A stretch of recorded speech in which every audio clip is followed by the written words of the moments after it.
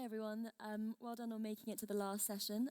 My name is Cindy Yu. I'm assistant editor at The Spectator magazine, where I also host the podcast Chinese Whispers, which tries to go beyond the usual geopolitical headlines about China and bring some stuff about China you might not have come across before. And we've got a brilliant panel today to talk about a really big issue, I mean, in my mind, the biggest issue for the UK at the moment. How should the UK approach China? And I've got a long blurb here, which you can all see in your brochures. So I won't go through all of that, but I will introduce my panel, and then each of them will give a 5 to 7 minute opening statement, and then we will discuss for a bit, and then we will come to you for audience questions as well. So do have a think about what you want to ask them. So to my immediate right is Desmond Shum, who is a serial entrepreneur with experience in IT, financial investment, and real estate development in the Greater China region. He is the author of the memoir Red Roulette, an insider's story of wealth, power, corruption, and vengeance in today's China. Then I have Greer, who is an essayist, journalist, and independent researcher. He is the director of the Center for Strategic Translation. He writes and podcasts at The Scholar's Stage, a forum to discuss the intersections of history, politics, culture, behavioral science, and strategic thought, often with a focus on East and Southeast Asian affairs. And then finally, we have Michael Gove, who you might not have known before. He's a former government minister and member of parliament. He has held several cabinet roles, including Secretary of State for Levelling Up, Housing and Communities, Environment Secretary, and of course, Secretary of State for Education. So without further ado, Desmond, maybe you can kick us off with about 5 to 7 minutes. Yeah, well, it's a huge topic. We only have 1 hour. So just a bit more introduction of myself, just very quick. So I actually did business in China for 25 years, and then I sort of practiced Chinese politics for 15 years. That's a 10 years gap, and then you can read a book why there's a 10 years gap. I think on the topic, I'll try to categorize into a sort of a process of how you look at this issue. I think the first thing is really the knowledge and capability of China. And the second thing is the fast-changing geopolitics of the world today on China. And the last thing is, obviously, local politics and local situation, local industry, economy. And in terms of knowledge and capability, that's the first thing I think. I mean, actually, since my book came out, well, even before my book came out, I talked to a lot to think tanks and universities in the U.S., particularly in the U.S., I think. And then since my book came out, I met with the foreign ministry in France, the foreign office here. I think, and the think tanks here. I find that knowledge actually is really lacking. I mean, the depth is much better in the U.S. and then the U.K. It's, I mean, obviously I'm an insider. I was an insider. To me, it's sort of like shockingly lacking. It's really lack of depth. And I think it's very important. First, you need to understand your counterparts, which is, how does the CCP function? How does Chinese government function, which actually is different? And then what's their outlook of the world, and then what's their intentions, and then what's their methodology they use and mentality use when they look at something and review something, look at your proposal. I think that's the knowledge side, and the other side then follow with that is the capability.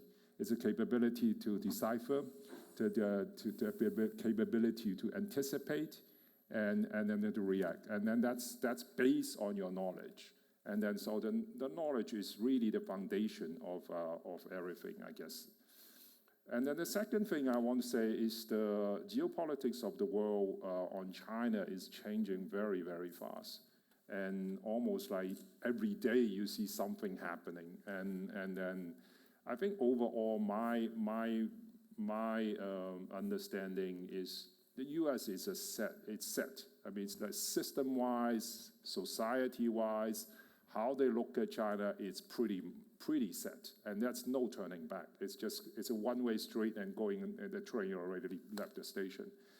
I think the EU has a very different perspective on China, and a very different outlook. If you just look at how EU treats the difference between how EU and US treats 5G, the current ongoing discussion is how US is treating EV, and the EU is looking at how to treat EV, which has happened just last 2 weeks. And it's very different. I think now, UK is setting its own course, chartering its own course, and sort of, if I may use the word, a small boy squeezed between three huge blocks, right? You have the American, you have the Chinese, and then you have the EU. And how do you navigate that? I think it's very, very complicated. And then just one more thing on EU and on US. I think EU and US, because of their different perspective and outlook on China, I think some of the problem actually over time will be the difference between the two is almost going to be intractable.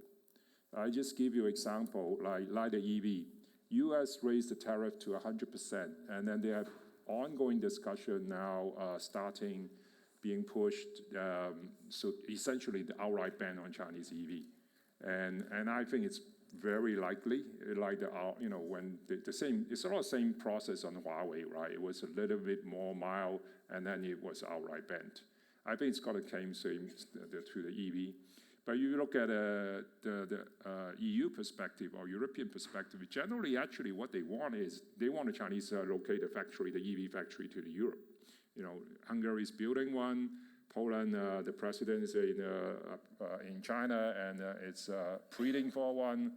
But the issue is that then what the next thing will be, I think the Wall Street Journal talked about it a couple of days ago, would EV, so if you see that as, if the US see that as a monitoring device, a national security threat, if that's a war breakout in Taiwan Strait, if you're 100,000 EV in America, would they all become sort of hidden bombs, If that's the perspective, and that is the perspective they're going, if Chinese manufacturer EV made in Europe, would America allow it? Because the issue is not the EV, it's the software running the EV.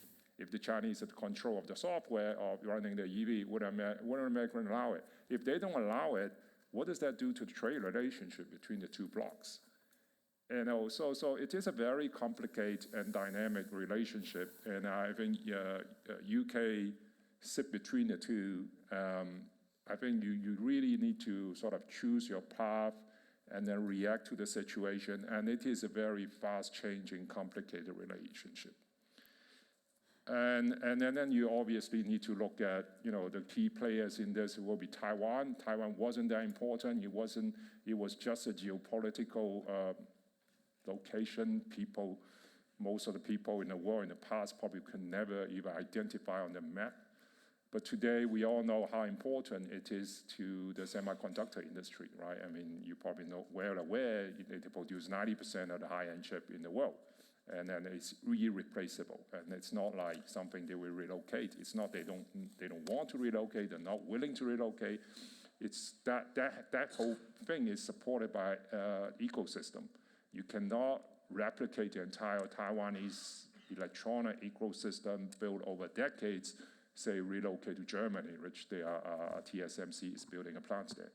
So and then that's an issue of Japan, if there is a war between Taiwan and China, I think Japan would be dragged in, even on their own initiative, because Japan, if they don't go in there and Taiwan taking over, they will be surrounded. I mean, Japan will be surrounded by hostile power. You have North Korea, Russia in the north, China surrounding the south and the east, and then their whole shipping lane will be gone. Same issue with South Korea. So how they, but at the same time they have a strong trade relationship with China. They are next door neighbor. In Latin America, it's like 2,000 miles away, and so their relationship and how they navigate the current situation is a lot more complicated.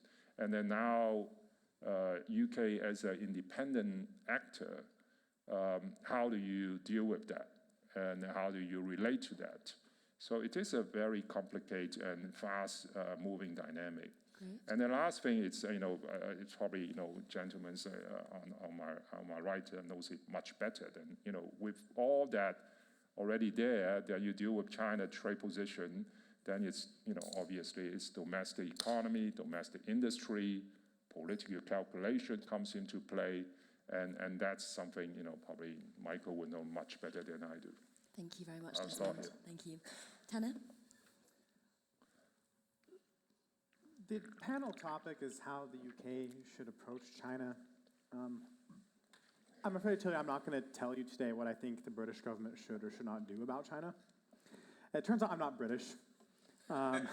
This is, in fact, my third day ever on English soil.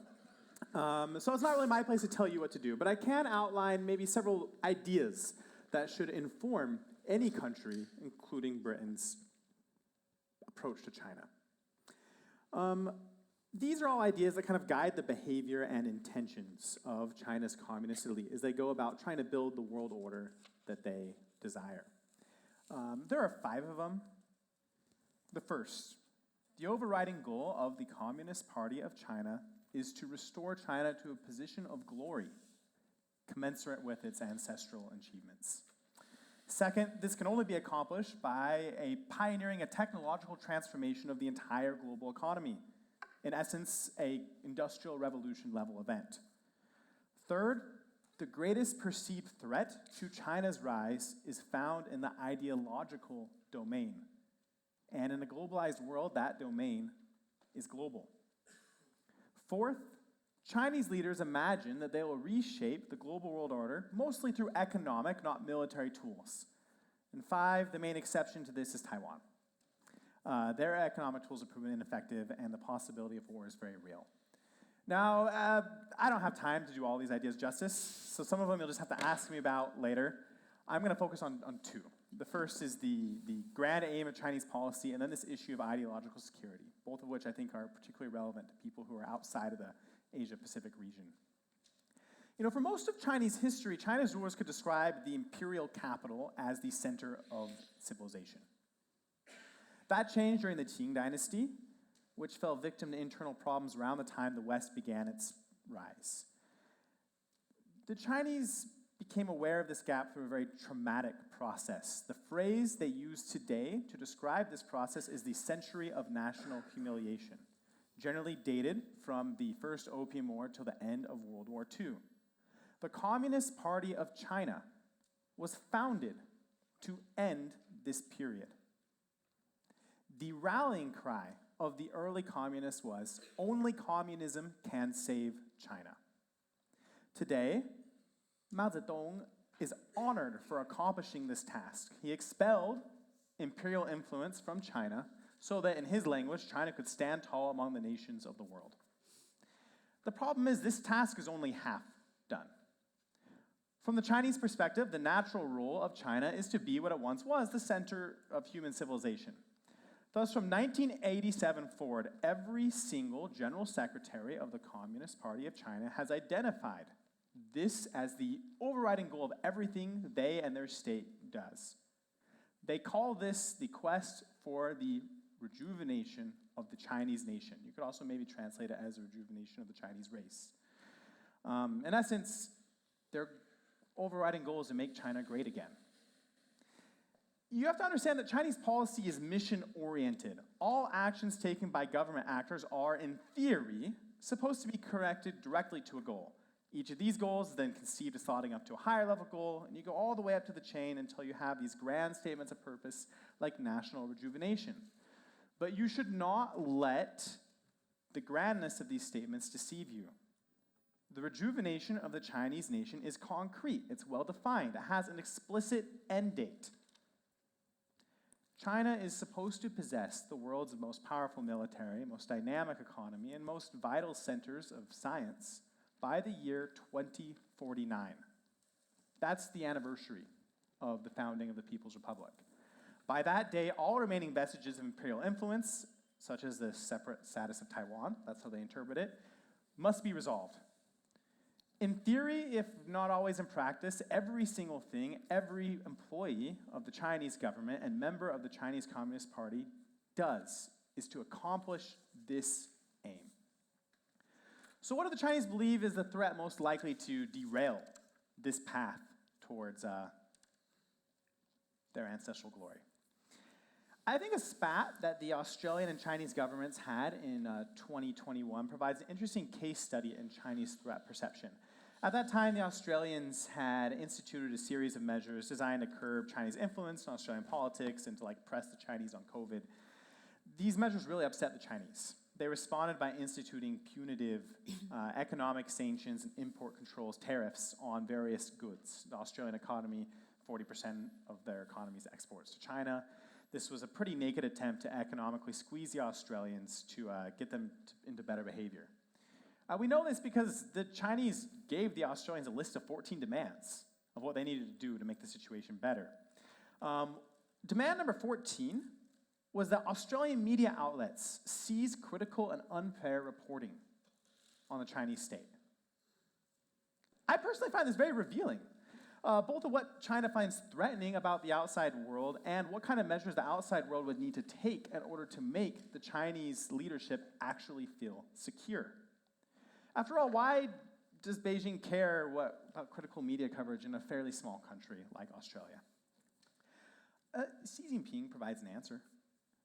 Shortly after being elevated to his current office, he gave a speech to the Politburo.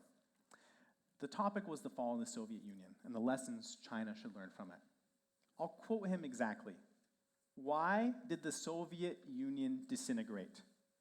Because in the ideological domain, competition is fierce. In other words, the Soviet Union fell less because of its military or economic failings, and more because its own party members lost faith in the justice of their cause. They had been ideologically undermined by what the Chinese would call hostile forces, both within and without the USSR. The Chinese leadership is determined not to follow the Soviet path. They're acutely aware that the international order was created by the West and that has ideas embedded to it that are hostile to the stability of their regime.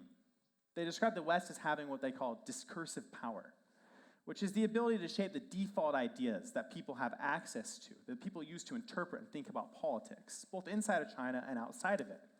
They're acutely aware that hundreds of thousands of Chinese are studying abroad at any one time, and millions of Chinese have relatives in other countries where those people are exposed to Western media and to activist groups hostile to continued communist Chinese rule.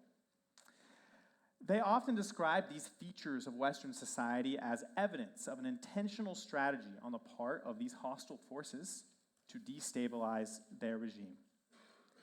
What this means is that as long as liberal ideas are embedded in international institutions, as long as democracy is described as a universal good by Western leaders, and as long as legal principles like freedom of association and freedom of speech protect activists and media figures hostile to the party, then the leaders of the Communist Party of China will act as if the West poses an existential threat to their rejuvenation project and their continued rule over China. In my belief, this is the single most intractable problem in US-China relations, or Western-China relations, because it's not just about the US. Much of what China has done at home and abroad over the last 15 years does not make any sense except in reference to this perceived threat. And any strategy for dealing with China must take both the goal I said and this fear they have into account. And so that's my opening provocation. Thank you very much, Tanner. Michael, please. Thank you. Sorry.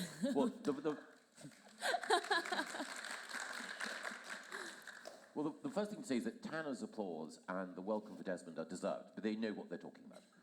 I don't. I never occupied any foreign diplomatic or defense role during my time in government.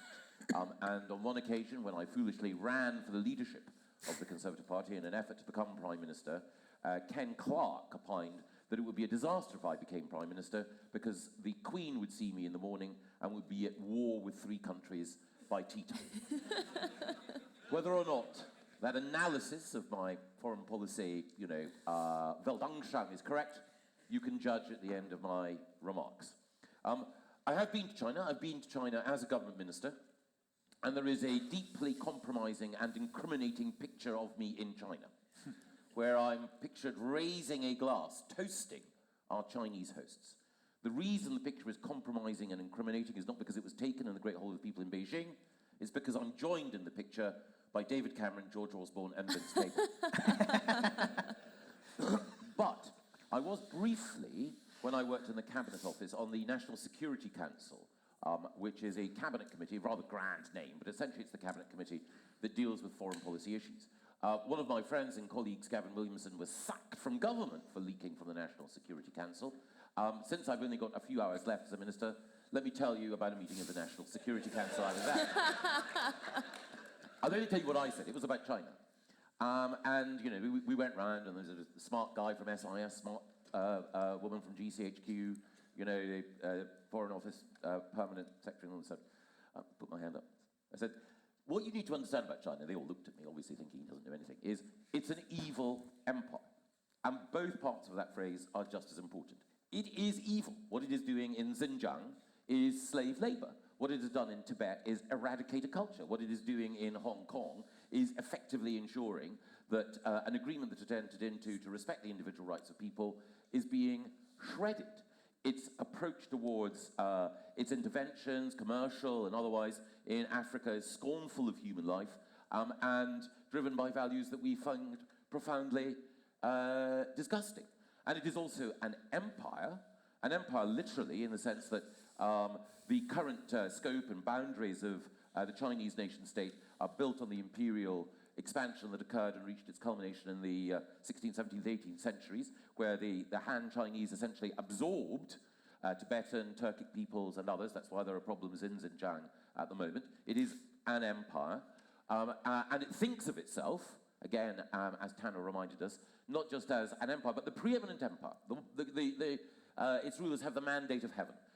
Chinese society is, by its very nature, hierarchical, but they see things, they see international relations through a hierarchical lens with China at the top, and it should not be constrained by the rules that bind others. So it does find it very useful sometimes to see the rules that others have created binding them, while it can be a free rider on them. So, for example, freedom of navigation, which is safeguarded by the US Navy principally, and by us, as their little helpers. Freedom of navigation helps the Chinese enormously, but it is something that they don't believe in intrinsically, as you can see with their approach to, for example, the South China Sea, where they've taken little rocks, which they've claimed sovereignty over, and which they have turned into effective military bases, and you also see it in the way in which they use their fishing fleet not to gather fish, but to gather intelligence and to cross over borders. It's also the case that their empire extends, again, as we've heard, commercially as well, not just in the case that they've developed relationships with people in Africa, whereby in order to get rare earths and other minerals and commodities that they need, they provide cash, help with infrastructure, and potential military aid as well. It's also the case that they have an element of commercial control, because no country owns more foreign currency in the world, and no country owns more dollars than China. So all of that is about exercising control, and it's control which is exercised by a group of people who have few, if any, moral scruples. But there are nuances, even in my view of the world. The first thing is, again, as we've heard, even though the Chinese Communist Party has exercised total control since it won the Chinese Civil War, nevertheless, there are tensions within it and there are evolutions. So Mao, as we heard, was determined to purge China of the sort of, the decadent imperial hangovers, to modernize in a particular way. But that sort of classic Marxist-Leninist view about getting rid of aristocratic overhangs was superseded, obviously, by Deng and Hu Jintao, who essentially thought in order to maintain political control, they had to secure economic growth, and therefore they embraced market solutions, on a limited basis. And now, of course, you have Xi Jinping, who recognizes that, or believes that, too greater reliance on market principles contains potentially within it the seeds of the corruption and the inequality that would mean that domestically the state's control, the party's control, can be eroded. So, you know, he is effectively a nationalist authoritarian. The other thing that one should say about China is, yes, China is amoral, yes, it evolves, but also China has certain advantages over us. Again, one of the advantages that's always cited is the speed with which infrastructure can be constructed. Another advantage, and as Andrew Adonis pointed out earlier, that's actually overstated, another advantage they have is they're illusionless. There are very few luxury beliefs amongst the Chinese elite. At the Communist Party Congress, there are very few debates about cervixes and penises and how many women have one and how many men have another. There are very few debates when they're discussing higher education resources where people say, actually, do you know, we need many more students studying Edward Said and fewer students studying Leibniz and mathematics. They have a much more, what's the word, illusionless approach towards the allocation of national resources. Now, one big question that is asked is, are we in a Cold War, ideological competition with China? And again, I think Tanner's point is right, that the Chinese leadership recognize the ideological challenge that the West poses, but people often use the analogy of the Cold War. My friend Neil Ferguson sometimes uses that. I don't think that's quite right, because I don't think that the Chinese, even though they do have, the Chinese state does have interests, individuals, and institutions across the world, they're not trying to get people to love the Chinese way of life in the way that for at least the first half of the Soviet Union's existence, they were seeking to export revolution because they believed it was ideologically better for the world if everyone followed that path. So it's less a Cold War, more, I think, something similar to the situation that we had at the end of the 19th, beginning of the 20th century, when you have countries like Wilhelmine Germany, which were revisionist powers. Countries that felt that their greatness had not been acknowledged and they needed to redraw the boundaries. Now, Russia at the moment is a revisionist power for its own reasons. I won't get sidetracked into Russia at the moment. Iran is a revisionist power for another reason. China is emphatically a revisionist power, again, as Tanner reminded us, because of the century of humiliation. And it's seared into the soul of China's leaders that for 100 years, the greatest country on earth was eaten up by other lesser states. When the first British ambassador arrived in China, and he refused, when he arrived, the Chinese emperor said, "I presume that you've come here to learn from the greatest country on earth." And the ambassador said, "No, I come here as equals." And the Chinese emperor could not believe that someone from another country could consider themselves to be an equal. But then, of course, that country was responsible for the Opium War and the extraction of Hong Kong. One of the reasons Taiwan matters so much is not just because it's integrally part of China and because, as we've heard, it's an unsinkable aircraft carrier, which, if you control, gives you, a huge strategic benefit in East Asia. It is also the case that Taiwan itself was extracted from China in 1895 by the Japanese. So, it's a long-term, scar to have lost that territory, and it must, in the minds of China's leaders, come back. And again, as Tanner has told us, they're embarking on a 100-year, or they're in the middle of a 100-year marathon. They've set the deadline. It's 2047 when they want to take it over. That is deeply concerning, of course. What can the UK do in order to counter, check, or analyze these tendencies? Well, I think that ultimately we have to be honest. The thing that we can do is that we can influence and support the US, but it's ultimately going to be a decision for US presidents, not for us. What is going to happen with Taiwan? My own view is that we should counsel strategic patience. We should always say to the Americans, make a Chinese invasion of Taiwan something where the price is so high that they can't contemplate it, and acknowledge also that China will lose the capacity potentially over time to execute its will militarily. Because of the population crisis that China is facing, the demographic crisis as a result of the one-child policy, the average age of its soldiers is getting older and older. Because of the way in which its economy is worked, the private sector is more loaded with debt, Capital has been misallocated.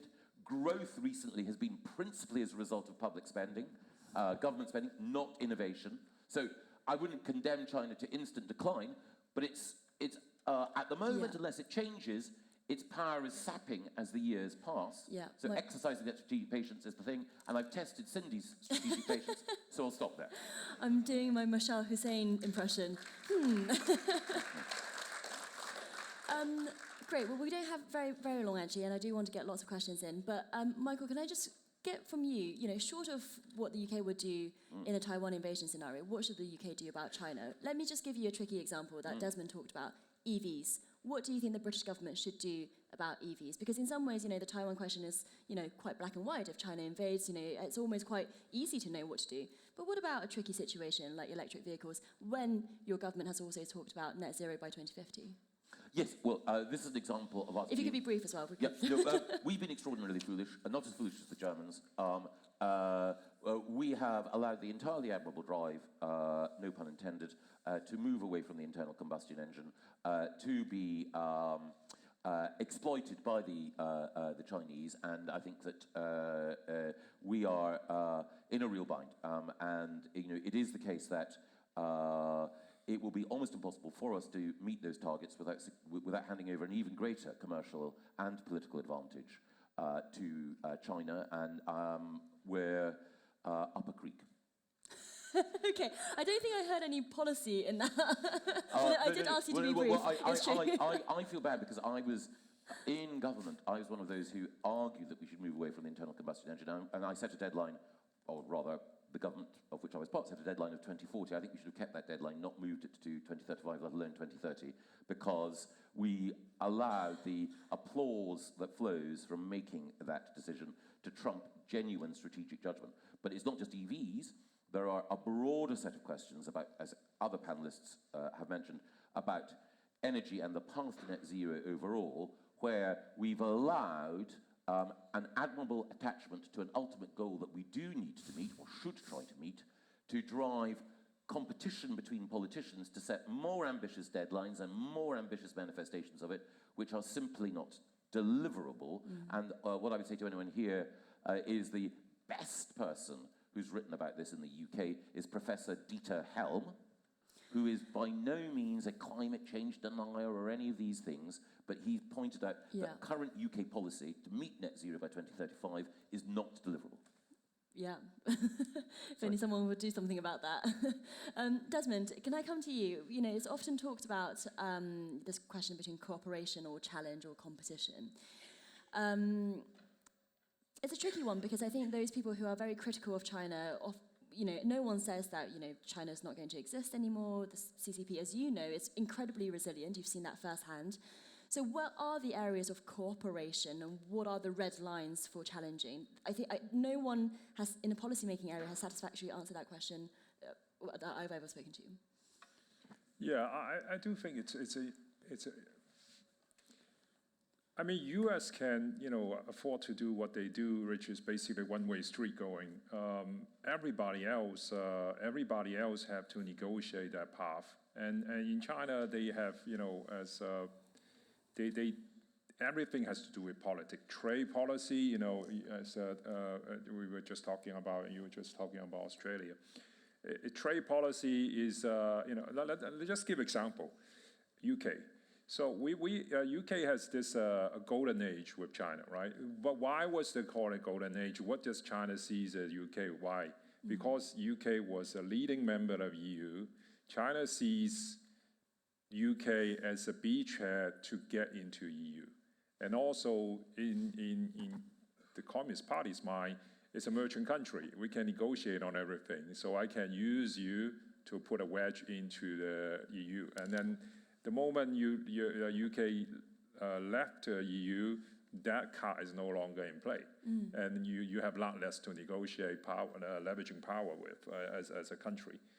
I think it's almost, I think, every country dealing with China, despite their a lot of Japanese, they have a very real and present national security threat from China.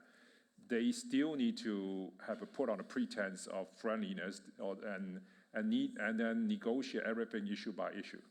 I think other than Americans, everybody have to play that game. So Michael there was just saying, we've got to support the Americans, follow the Americans. Do you think that would be just, well, I'm not suggesting that, Michael, you're saying that we should follow the Americans on everything, but you think the UK should be carving out more of its own path on China? You have to. Because Americans, they have a huge domestic market. They export in general is a very small percentage of the GDP. Export to China is an even smaller percentage. They can afford all of that, and then they can, even today, China very hesitate to grow frontal attack on Americans, but they would do that with essentially everybody else. So you follow the Americans, but can you withstand the cost of following the American, because America not going to cover all your costs. So inevitably you have to negotiate a path. And Tanner, feel free to respond to everything that's been said so far, but also I wondered from you, what do the Chinese think of the UK? We all often talk about the UK-China relationship, but what do people in China, what does this leadership think about the Chinese-UK relationship in relation to its rest of its geopolitical plates that is spinning? And does it matter? Does it matter what China thinks about the UK? Not to be insulting to the people here, but in some ways I think they don't think about the UK nearly as much as probably the other way around.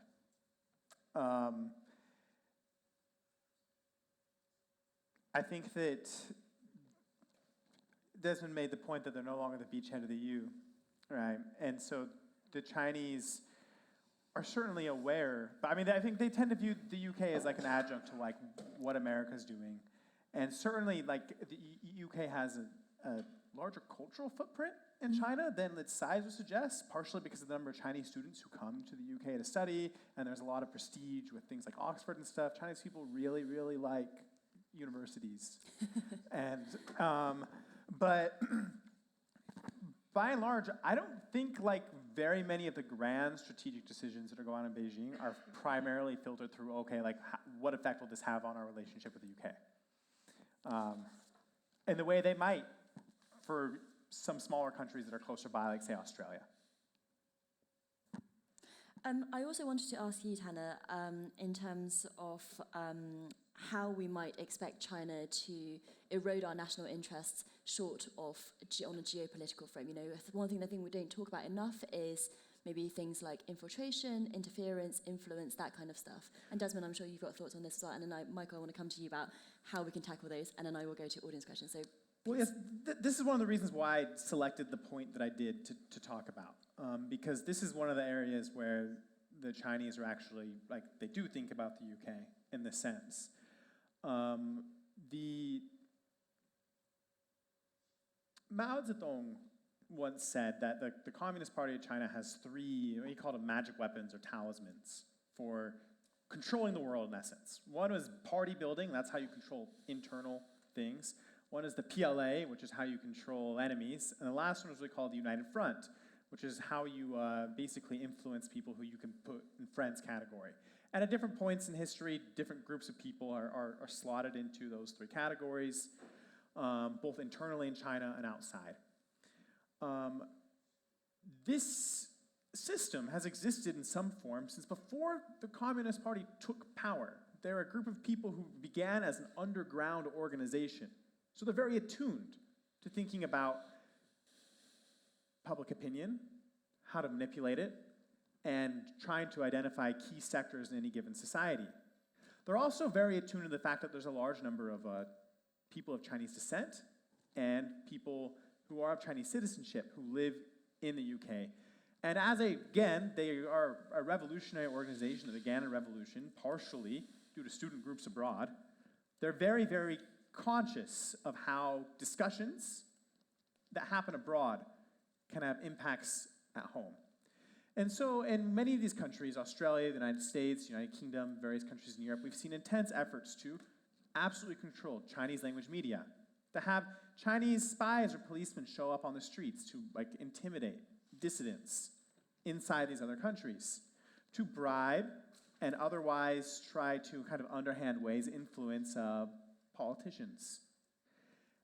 This is a fairly serious challenge to the democratic integrity of these countries, if you care about that sort of thing. The thing is, most democracies do. And so, like, this is, and they will come back and say, well, you guys are always, like, you know, spreading color revolutions and, like, trying to liberalize us. It's a two-way street. Yeah, it kind of is. I don't think they're as paranoid as sometimes we describe them as. But this introduces an element of conflict where there wouldn't otherwise be, right? It's very easy for people in the UK to say, well, okay, Taiwan, that's very far away. But as long as you have a large population of, say, people of Hong Kong descent, you're going to have very serious attempts to try and control, subvert, and mess with the rights of those people here.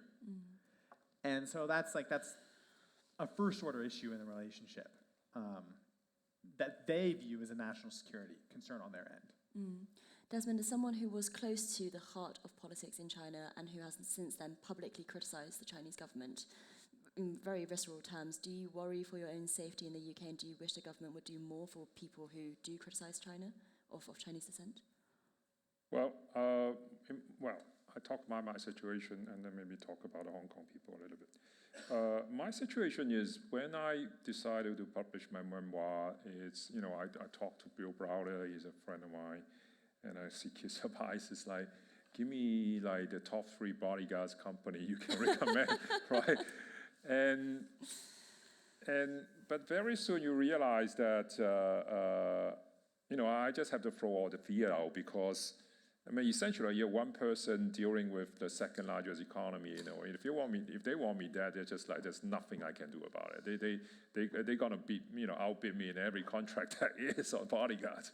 And Bill actually said, well, it's actually very dangerous to hire a mercenary knowing you'll move 24/7. And I was like, yeah, that sounds right. So in my situation, I just I have, different reason to publish that book. I just like sort of throw it out the window and say, well, this is what I'm gonna do. Whatever happens, happens. I think in the Hong Kong people situation, because I grew up in Hong Kong, I went to Hong Kong when I was 10, and I practically grew up there. And I think it will be an issue for a long term because obviously there is the British agreement with the Chinese, which they blatantly violate. And then Hong Kong will be a sticking point in the relationship for a long time to come. And then you have now, I think that's about 150,000 to 200,000 people from Hong Kong moved to the UK. And the Chinese Communist Party probably won't, and then they are usually the younger people. We were just talking about the younger people. They are getting more because the awakening in 2019, that if you may call it uprising, the political movement 2019 in Hong Kong, they are very political conscious. And then they are, I think some of them are actually trying to get into UK politics, but they have deep concern about the ongoings of Hong Kong, and I'm sure the Chinese government has a big concern of essentially a huge group of agitators in their eye living in the UK and still criticizing and going after the Chinese government in an active way. So this will continue to be a thorn on the side between the two countries. Yeah, 140,000 have come over at the last count. Yeah. Michael, your thoughts on how the UK can deal with that increasing, migration in terms of what it means for our relationship with China, but also, the Rishi Sunak in last year's leadership campaign, sorry, not last year's. Time flies, isn't it? 3 years ago, promised that he would ban Confucius institutes. Is that kind of, which some people see as infiltration or interference in the UK, that actually I don't think the government has done that much about? Do you think that that's a mistake, that there should be more action on that front? I think so. It goes back to the United Front point that Tanner made. My understanding is that almost all manifestations of almost all institutions that one might think are independent in China are part of the United Front, serve the interests of the party overall. You know, obviously there are some exceptions, but broadly that is the case. And therefore the Confucius Institutes are not an independent set of academics pursuing inquiry and celebrating Chinese culture entirely free and at one remove from, or at several removes from the state. So, you know, lots of academics here, you all know that UKRI allocates resource priorities on the basis of what teams of academics work. The Confucius Institute is an arm of the party and the state, and in the same way, the Chinese state monitors quite closely, as we've heard, the actions of its citizens here as well. So I think wariness is the right approach. But if I can add just one thing which is linked to that. We should be aware of and have no illusions about what the party of the state wants to do. But I do believe that individual Chinese citizens should be welcomed to the UK. Yes, there's a danger that some may be operating as agents of the state, setting out to steal intellectual property and so on. But I think it would be counterproductive and, uncivilized for us to try to limit the opportunity of young Chinese people to learn from what's happening in the West. And then the fun thing is that there are, and we might touch on this, there are one or two global challenges. I hate the phrase global challenge, because it normally means, hello, I'm going to rob your capacity as an independent nation state to make a decision which is rational in your own interest because I'm going to play the virtue card. But there are some global challenges, particularly with artificial intelligence and where it may lead us, where we can't have a solution unless we work with China. Yeah, I mean, there's so much more to talk about, but as Desmond said, we only have an hour. We've got loads of questions, which is great. So let's take 3 at a time, and then the panel can, answer them. Yes, well, just are you handing out the microphone? Great. Yeah, just those 3, cluster of 3 hands there, and then we'll go to another part of the room in a bit. Hi, thanks. Just like to say that the Chinese working age population is still due to be absolutely fine for the next decade and then only slowly declines. They're not in a hurry on that one. I guess the question is, but if we were to just assume that they will not invade Taiwan under any circumstances, how does our approach change? Great, thank you very much. Yeah, happy for you to pick. Thanks. I just wanted to pick up on the Australia example, because I think Sydney is actually further away from Beijing than London is, and we are culturally much more disinterested in China. We obviously don't have resource base, we're not selling the same amount of minerals, but why are we disinterested, and is it a problem?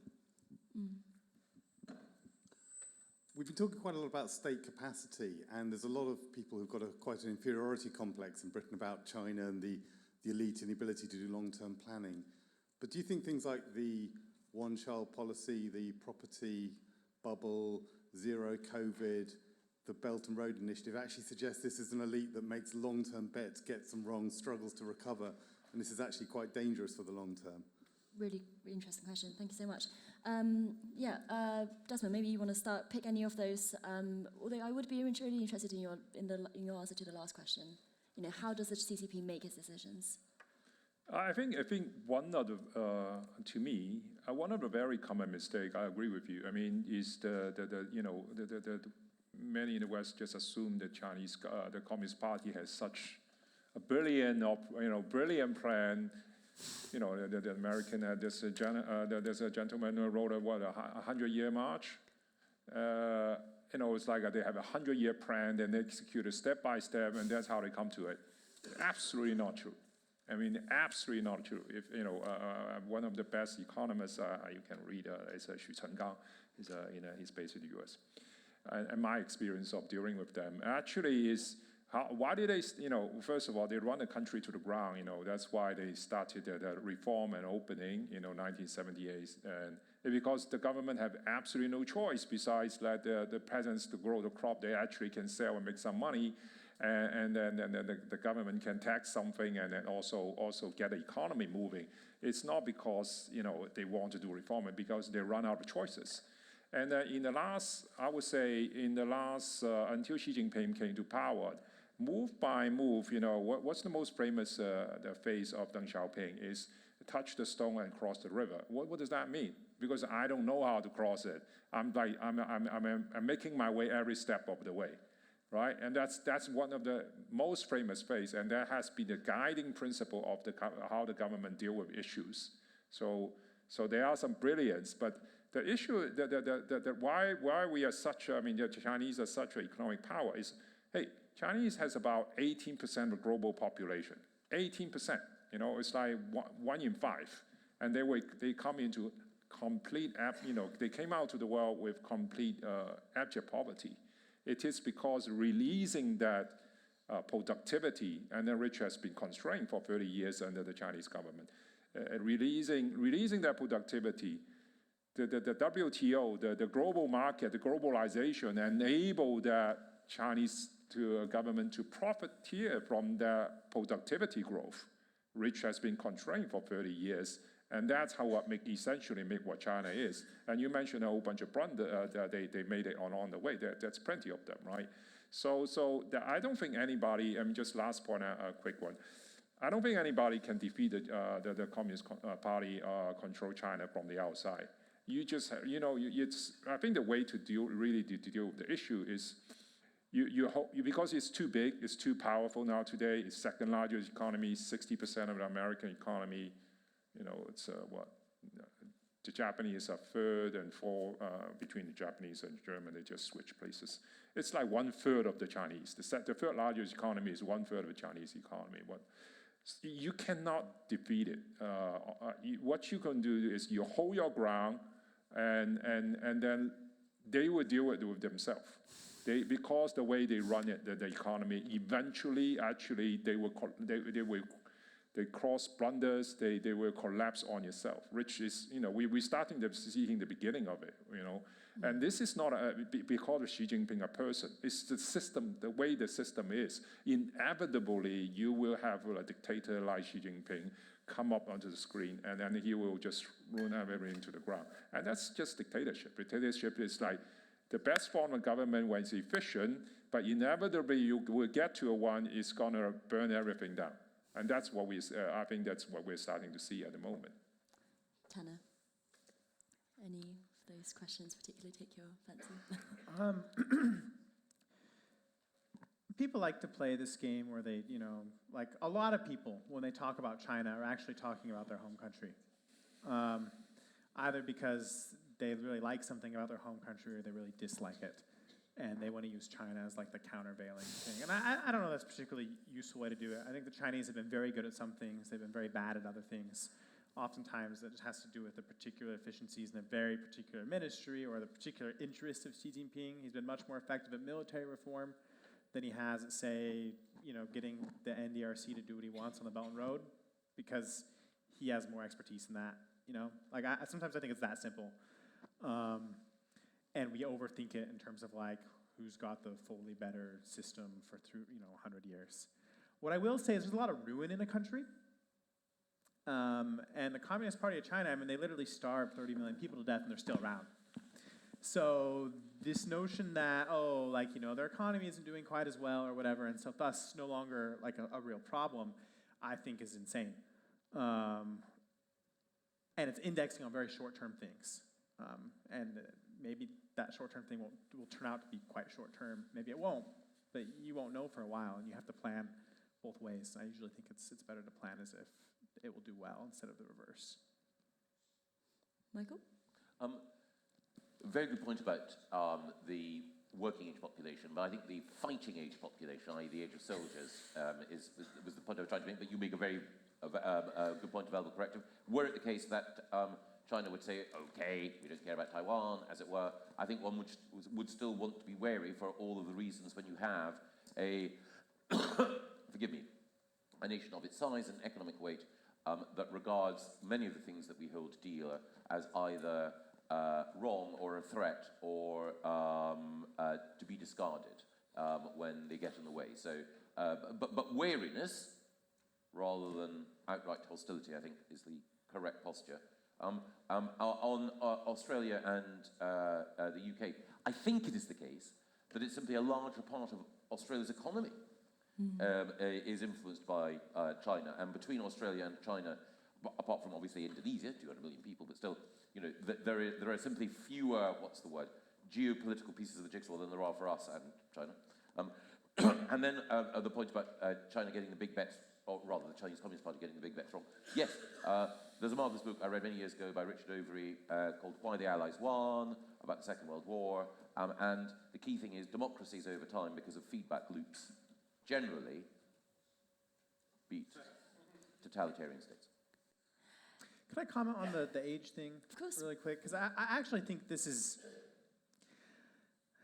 Right now there's a war going on between two countries with very bad population pyramids. And I think that's kind of like the whole idea that, oh, maybe East Asia couldn't fight a war because Chinese population is shot, or Taiwan has even worse population structure than China does, like this will never happen. I think the Ukraine war has conclusively proven that a major power in an aging structure is quite willing to send its young men to die, regardless of not having fertility rates to support it.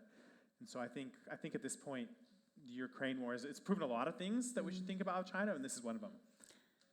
I'm getting a gentleman waving one at me. So can we have just two more questions? Is that okay? Expressing my Chinese haggling. Oh, should we come to the front? Oh yeah, yeah. We can have one question from the front, so that is not. How seriously should we take the ideology of socialism with Chinese characteristics? Xi Jinping has been kind of putting it in the curriculum. They're trying to spread it around the third world. Yeah, thank you very much. Sorry, I was just want to keep it short. And I need one of these gentlemen at the front, please. I'm happy not to have the power. Hello, thank you. So I was wondering, maybe, Desmond, you feel you've already answered this question, but I'd also be interested in your position, Cindy. What each of you feel is the greatest misconception you see in the West about the Chinese leadership?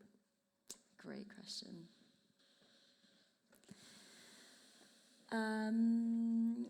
Tanner, why don't you take the ideology question first, and then... I'll take the ideology one. That's easier. I think it matters a lot in two ways. The Communist Party of China has 90 million people. It's really hard to get 90 million people to pull in the same direction, especially when it has like multiple lines of hierarchy, like, you know, various province states, whatever, all kind of working at cross purposes. And the way in which the Communist Party of China basically solves this problem is through the use of sloganeering, through the use of coming up with, it's kind of like creating a Schelling point, right? Where here is a well-defined idea of what we're trying to accomplish. Here's why we're trying to accomplish it. We're going to have the entire propaganda apparatus say this ad nauseum. And then people in their little districts and areas can then look for ways to like act on that without necessarily having a super detailed exposition from the top on what that specific area needs to do. Right? Here's the big goal. Here's why we're doing it. And go. And so in that sense, I think a lot of communist ideology is a little bit more like it's doctrinal. It's a lot like military jargon, or even sometimes scriptural jargon, where like everyone is, it's designed for a decentralized yet hierarchical system. As for the question, like, are they really communist or whatever? I think in some ways they are, and importantly, they believe they are. The analogy I use sometimes is that, you know, Franklin Delano Roosevelt believed himself to be the heir to Thomas Jefferson. Thomas Jefferson was like a libertarian. He would have thought this was insane. But if you want to understand FDR, the real question is not, would Thomas Jefferson have thought that FDR is one of mine? It's, what does Jefferson mean to FDR? Or a Catholic in maybe 15th century Europe or 16th century Europe would look at Protestant like, oh, they're totally insane. They're not like a Quaker is not really Christian or something. And that's the wrong way to look at the Quakers. The right way is to ask, what does this mean to the Quakers? It means something to Xi Jinping, even if it's not, you know, what a doctrinaire socialist from 100 years ago would have said. Thank you. Desmond? Actually, I'll try to answer both questions and actually tie into one. Actually, it is in a way related. It's an ideology side. I think that the Chinese, the party is actually the first and foremost priority is we want to govern China forever.